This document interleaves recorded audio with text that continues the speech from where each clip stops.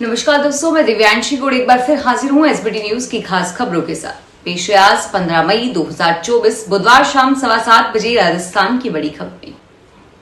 राजस्थान में संचालित हो रही प्राइवेट स्कूलों को लेकर नई गाइडलाइन जारी की गई है।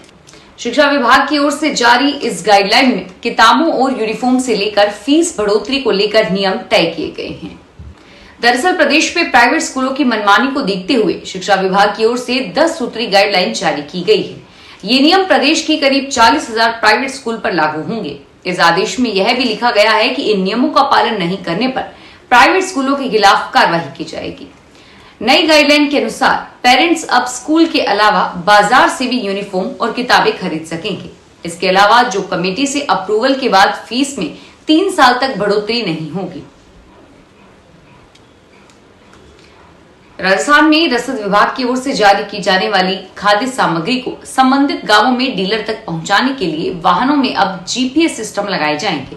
गत दिनों इस संबंध में उपायुक्त एवं उप शासन सचिव आशीष कुमार ने रूट ऑप्टिमाइजेशन क्रियान्वयन के संबंध में बैठक लेकर प्रदेश के सभी जिलों और रसद दुकानों के जियो कोऑर्डिनेट्स के सत्यापन अवलंबन करवाने के लिए कहा था और साथ ही रसद विभाग में रसद सामग्री पहुंचाने वाले वाहनों की जियो टैगिंग करवाने के लिए निर्देश दिए।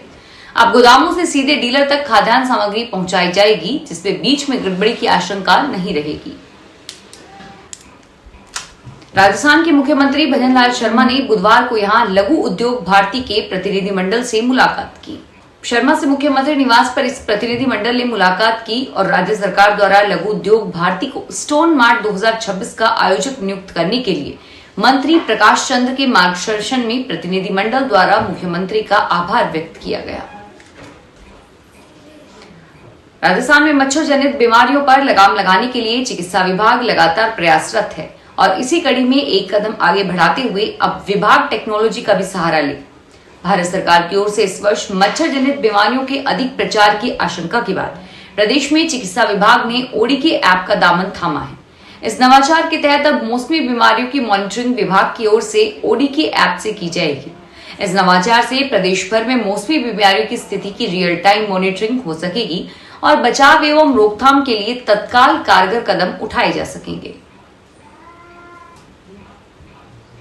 ऑर्गन ट्रांसप्लांट मामले में अब एसआईटी का गठन किया गया है, जबकि हरियाणा पुलिस की ओर से 2 सप्ताह पहले ही एसआईटी का गठन कर दिया गया था।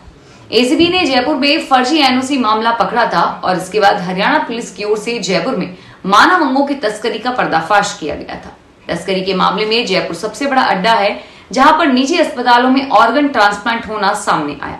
मानव अंगों की तस्करी सामने आने के बाद राजस्थान सरकार भी हरकत में आ गई। ऑर्गन ट्रांसप्लांट मामले में लाखों रुपए में मानव अंगों को खरीदना बेचना सामने आया है और अब एसआईटी पूरे मामले की जांच में जुटी हुई है।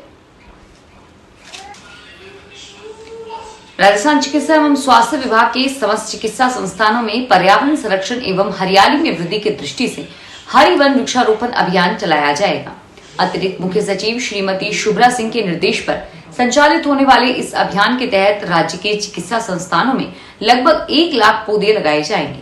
अतिरिक्त मुख्य सचिव ने बताया कि चिकित्सा संस्थानों में बेहतर वातावरण, छाया व पर्यावरण संरक्षण के उद्देश्य से यह अभियान 1 जुलाई 2024 से 31 जुलाई 2024 तक होगा।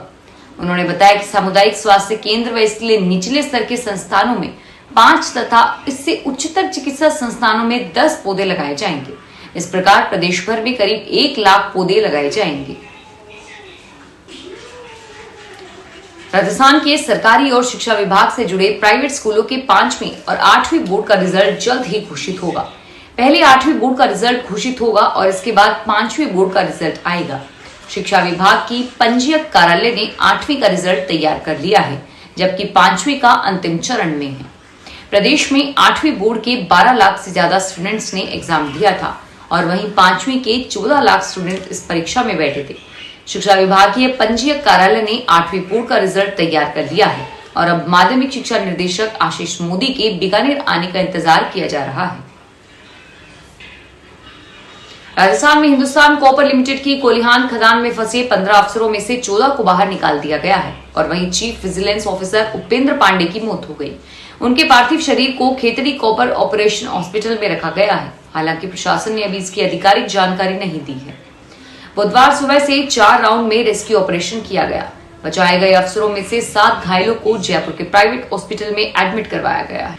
दरअसल नीम का थाना जिले की इस खदान में मंगलवार शाम को हुए एक्सीडेंट में 15 अधिकारी कर्मचारी फंस गए थे। खदान में 1875 फीट की गहराई में लिफ्ट की चैन टूट गई थी। सीबीएसई 10वीं और 12वीं का रिजल्ट आ चुका है। विद्यार्थी रिजल्ट में आई किसी भी त्रुटि को चैलेंज कर सकते हैं। इसके लिए नई सुविधाएं दी है। सीबीएसई के 10वीं और 12वीं के विद्यार्थी अंक गणना, पुनर्मूल्यांकन के अलावा उत्तर कॉपी की प्रति ले सकते हैं। बोर्ड ने इन सुविधाओं के लिए पृथक पृथक कार्यक्रम जारी कर दिया है।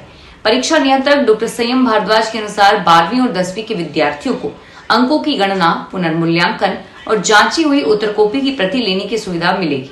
अंकों की गणना के लिए 12वीं के विद्यार्थी 17 से 21 मई तक ऑनलाइन आवेदन कर सकते हैं। पीठाधीश्वर जगत गुरु शंकराचार्य स्वामी अभिमुक्तानंद सरस्वती ने आरोप लगाया कि वाराणसी में प्रधानमंत्री नरेंद्र मोदी के सामने चुनाव लड़ने के लिए नामांकन करने वाले शिव कुमार को नॉमिनेशन में समस्या आ रही है। गौ गठबंधन के प्रत्याशी का नामांकन निरस्त कराने के लिए वहां के मेयर प्रस्तावकों पर दबाव डाल रहे हैं। बीती रात 2 बजे प्रस्तावकों के घर मेयर पहुंचे और दबाव बनाया।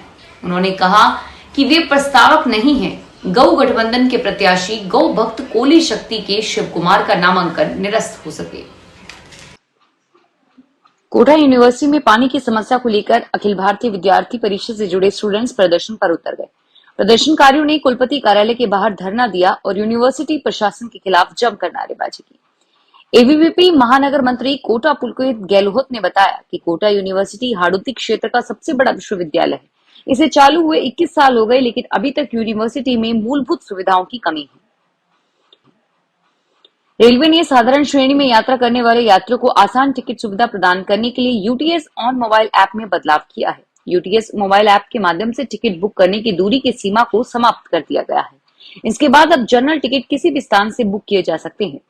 उत्तर पश्चिमी रेलवे के मुख्य जनसंपर्क अधिकारी कैप्टन शशि किरण के अनुसार रेलवे ने साधारण श्रेणी में यात्रा करने वाले यात्रियों की सुविधा को ध्यान में रखते हुए इस ऐप में बदलाव किया है। राजसमंद के आमेट ब्लॉक में राजकीय उच्च माध्यमिक स्कूल दोबड़ा में 12वीं कक्षा की छात्रा को अध्यापक द्वारा भगाने के मामले में 3 अध्यापकों को एपीओ किया गया है। दरअसल सोमवार को विद्यालय में दोबड़ा से 12वीं की एक छात्रा स्कूल के ही टीचर के साथ गायब हो गई। उसके बाद छात्रा के परिजनों ने आमेर थाने में रिपोर्ट दर्ज कराई और टीचर को गिरफ्तार करने की मांग की। राजस्थान में सोशल मीडिया के विभिन्न प्लेटफॉर्म पर वर्दी में गैर पुलिसिंग मुद्दों पर वीडियो, रील या स्टोरी अपलोड करने वाले पुलिसकर्मियों पर सख्त विभागीय कार्रवाई की जाएगी। डीजीपी यूआर साहू ने बताया कि देखने में आया है कि कुछ पुलिसकर्मी वर्दी में खुद के वीडियो, रील और स्टोरी सोशल मीडिया पर पोस्ट करते हैं, जिनका पुलिस कार्य से किसी प्रकार का कोई संबंध नहीं होता, जो पुलिस नियमों के खिलाफ है। इससे विभाग की गरिमा और छवि का अच्छा मैसेज नहीं जाता है। टोंक में पेयजल समस्या को लेकर नगरफोर्ट तहसील क्षेत्र के केदारा गांव में लोगों ने बुधवार को धाड़ पहुंचकर दूनी नगरफोर्ट मार्ग पर 4 नेट मार्ग को जाम कर दिया। इस दौरान नारेबाजी कर और प्रदर्शन किया। इसकी सूचना मिलने के बाद पुलिस और तहसील प्रशासन मौके पर पहुंचे और ग्रामीणों को समझाया। इस पर लोगों ने समस्या रखी कि उनके गांव में इस माह बिसलपुर पेयजल परियोजना का पानी नहीं आ रहा है। फिलहाल इस बुलेटिन में इतना ही और फिर हाजिर होंगे तमाम बड़ी खबरों के साथ।